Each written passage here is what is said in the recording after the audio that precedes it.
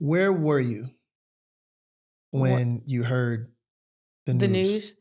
about your I sister? was at home. I was at home with my husband, and it was in the morning. So you know how us musicians are. You know, that's one thing. After you stop touring. Well, we were playing at that time. You sleep. You go to bed late, like 4 or 5 o'clock in the morning or whatever, and then you wake up late. So I had just gotten up, and I was at home, and I got a call from a mutual friend. Um, and her friend worked at the police station, and she called me and she just told me, hey, you need something happened with your sister, you need to go to the hospital Mhm. now. And that's all and back then, remember, it wasn't so easy where you could just pick up the phone, and Yeah. it was just kind of madhouse. But yeah, I was at home. Mm. And your brother and the rest of the family, they were in their respective areas as well. Like, Actually, Sean's brother and my father were at the studio because she was supposed to come in that morning I to see. record. I She see. was recording her English stuff. Ah, I see. I Yeah. see. Yeah, and that was around the time where you guys were trying to venture into that realm as far as like creating a whole English album and creating that stuff, because at that point Selena was on fire Yeah. and it only made sense.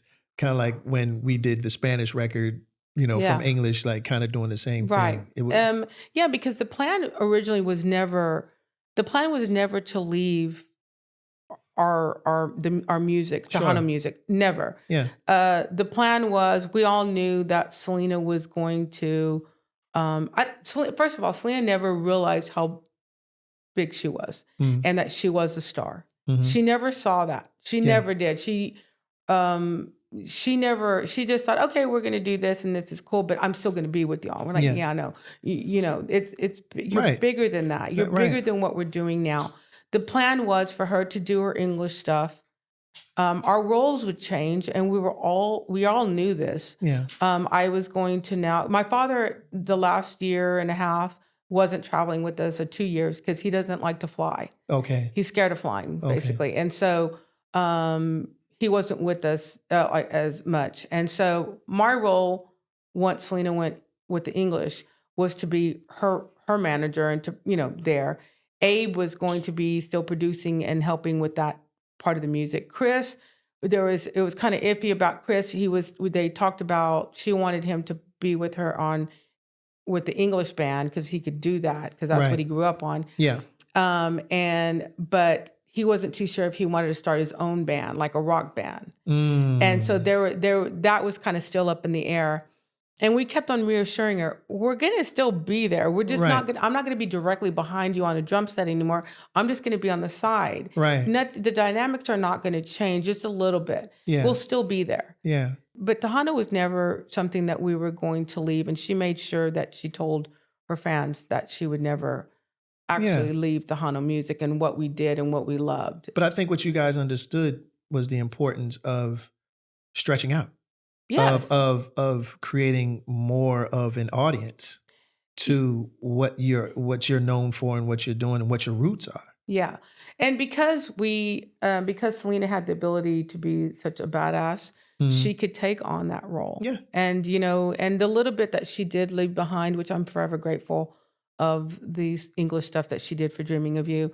It showcases what could have been. Obviously, Selena, the biopic, is a big part of growing and continuing the legacy, right? We've all made our kids watch it a million times as we watch it.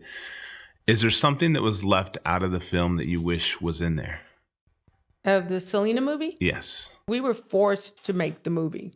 Why were you forced? Back then, literally months after she died, our lawyers got word that Hollywood was already going to start making. You were going to they beat want to them. do a movie, and if you don't have control over your own, Right. then it's going to be whatever they want to put in it. Yeah, right. So that's the only reason why my father had to make that decision to move forward and just say, we're doing this movie. We ended up finding a Gregory Nava to direct it and to write the script. It wasn't something that was on our radar at all. Wow. It was way too soon, to be honest with you. It came out literally 2 years after she died. And we got there was criticism over that. They're like, oh my God, it's all about money. And I was like, if people only knew. It's they know now. either we do it or they're going to say whatever and make heaven knows, because then you have no control over your own life. Of course, my dad loved music. He had a band before he became a father. He overheard Selena singing in the back, and he said his ear just went, what? And he knew automatically, and he called her over, and he started like, hey, sing this. And she started singing, and she was on point on it. And he just was like, whoa. And so then he felt like, oh my God, this is like, I could start a band with my family. And this is, this is my greatest love is music. And so he just felt like this is perfect. And around that time, he started teaching my brother the bass. You mentioned that you started playing drums at 12.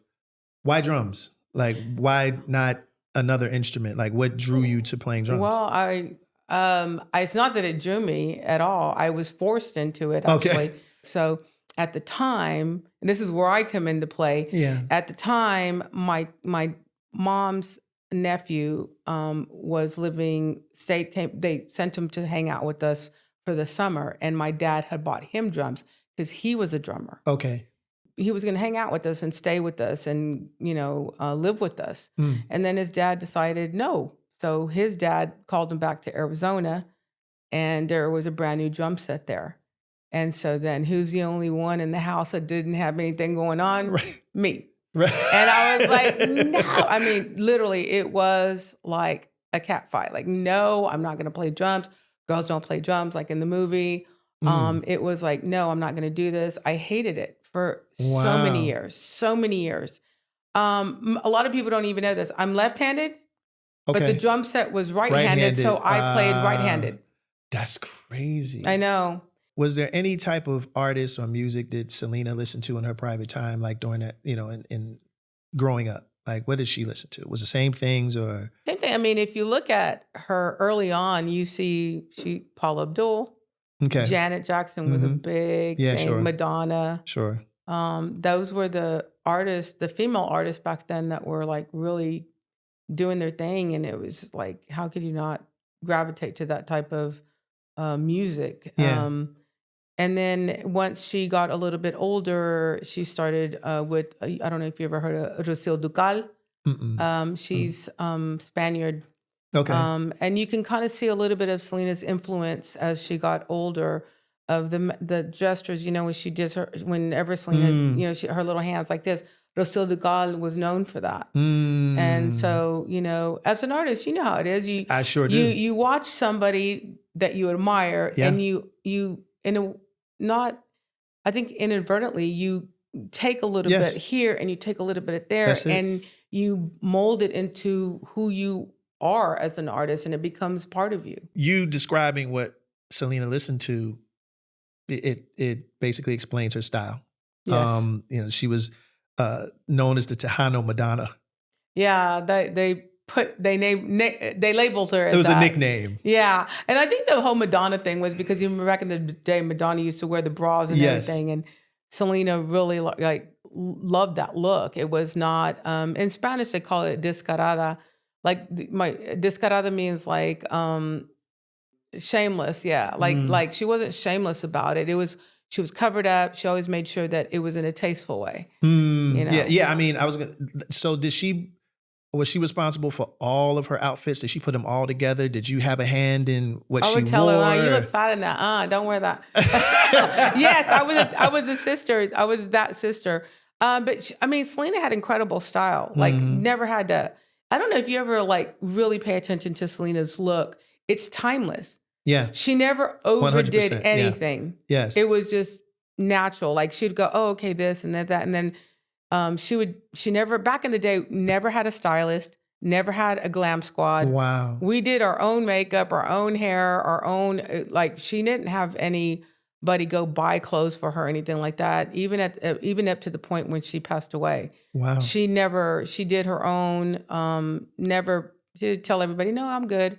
I got it. And, but her look was definitely, I always feel, and I've always said, it's timeless. And I think Yes. that's a key ingredient to, a small key ingredient to why she is relevant still to Iconic. this day. That's part of any iconic artist. When you think of certain artists, you connect them with what they wore. Yeah. From Prince to MJ to Madonna to Selena, like that's part of the persona. Right. Is the clothes. Is it true that the Houston show, Yes. was she putting pins into her beads? Yeah, her beads, her beads, like Yes. right before the show. Yes, during the day, after sound check, she was in her dressing room and she was sewing on her That's beads to her crazy. own bra. And the boots that she was wearing, they were white, and she added all the beads hanging down on them. Like, Wow. yeah, she sewed. They were all together on a strip, but she was actually had glued them, hot glued them, I believe, or glued them with I don't know what kind of glue, all on there. And those boots are actually at the museum. At the Selena. Yeah, The Astrodome. the Astrodome. Yeah, the Astrodome. It's Yes, the yes, 90. It's the second year, the 94 one. Yeah. Yeah. That's wild. Yeah.